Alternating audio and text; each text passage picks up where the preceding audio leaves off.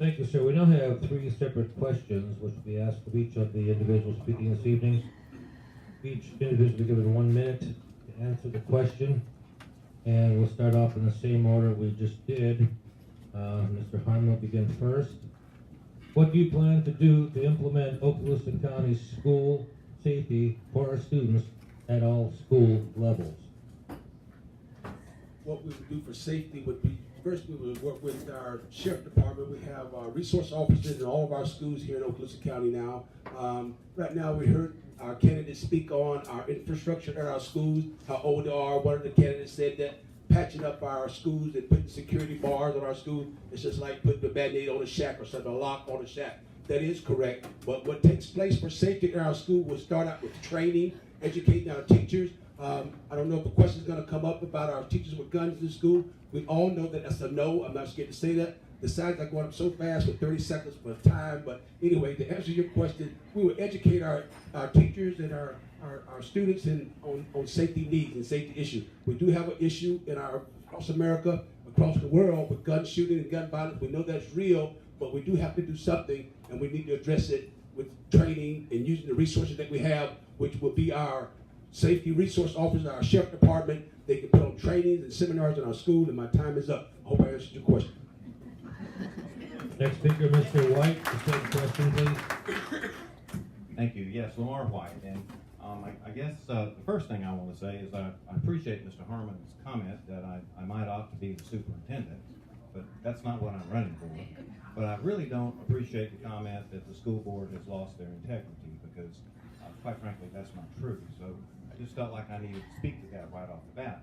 In terms of school safety and in terms of how we can make improvements in that area, first thing I would say is that on Senate Bill 7026, when you have time, look that Senate bill up, because in that bill it provides a lot of money to the school district to do certain kinds of things, including school security.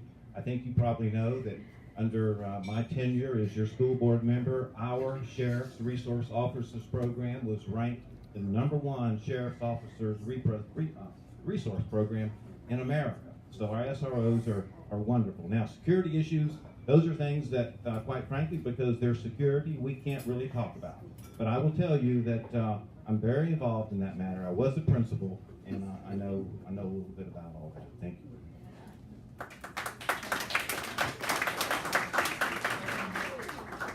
And as the rest of you answer the questions, kindly keep your comments to the question, no rebuttals or retribution. The next speaker is Dr. Slusser. Thank you, Richard. I'm going to address it really quick. We need to have one way into our campuses and one way out. And when we come into a school, there needs to be a foyer that is protected, that has cameras on it, so that someone has to show an ID before they can go any further. And some of our schools up here in the county now have that type of system. But we're still too open. We're too open that they can come into our campuses. I've had the privilege of subbing 59 times this year in schools. And I walked around looking at the campuses. And I won't address which campuses are so open, but some of them have over 100 entrances and on massive acreage. We need to have that buffer zone. They come in one way, and they have to come into that school to that foyer so that people can address them. Why am I here to pick up my grandchild? We need to do that. It's not just fences, and then we need to have a panel where kids in the social media, they know ahead of time when something's going wrong. They can let the teachers and staff know, and the SRO. Thank you.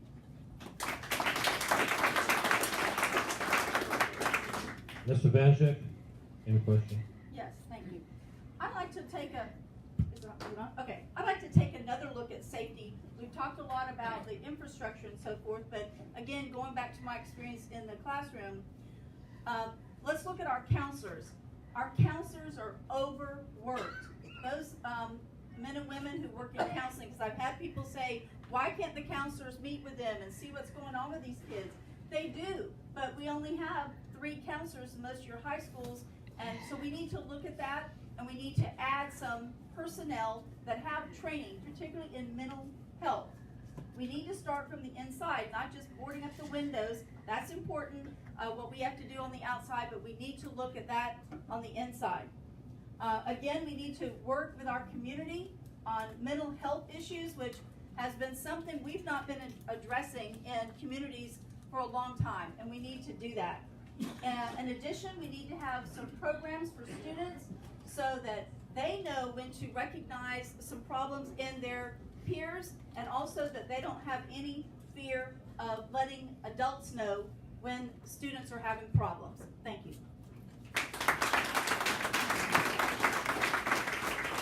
Dr. Kelley, the same question, please.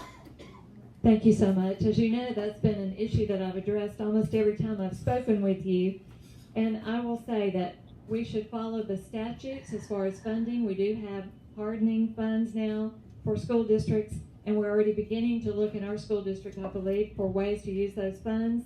We should be creative. I've said all along that we should do some creative things like using drones to send camera signals to the pre-existing camera security systems that are already in every school, and perhaps increase the number of people who have eyes on those security monitors so that more people are watching more things on our campus more times of the school day.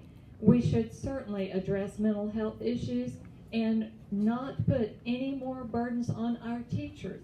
I don't believe that our teachers want to be burdened with being armed and being responsible like an SRO for constantly having to keep their hand on their hip. I don't believe in that. In fact, I had lunch with about 15 educators today, and they were not happy with that suggestion. So I believe that we should be creative, not work with our teachers, and put more demands on them. Thank you so much.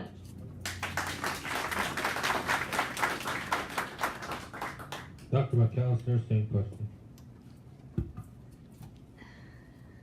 Safety in our schools starts with a culture of safety across the organization. And I just say that because one of the best threats, one of the best ways to counter the threat is vigilance. See something, say something. Second point I'd like to make is the solutions to security on our schools is a combination of both hardware or hardening and procedural means. And that combination is very effective. The third thing I would like to say, and the last thing, is that each of our campuses is vastly different. And therefore, that combination of hardening and procedural means is very much tailored to the schools. And if you've walked on all the campuses, such as I have over the past couple of months, you would know there's a vast difference between Choctaw High School and Longwood Elementary and Riverside Elementary. So we need, back to the kind of problem solving that I intend to instill, is a collaborative process of solving problems, whereby, in this case, we would involve school principals in a collaborative process to tailor the security at each of their schools. And I appreciate the chance to answer that question. Thank you.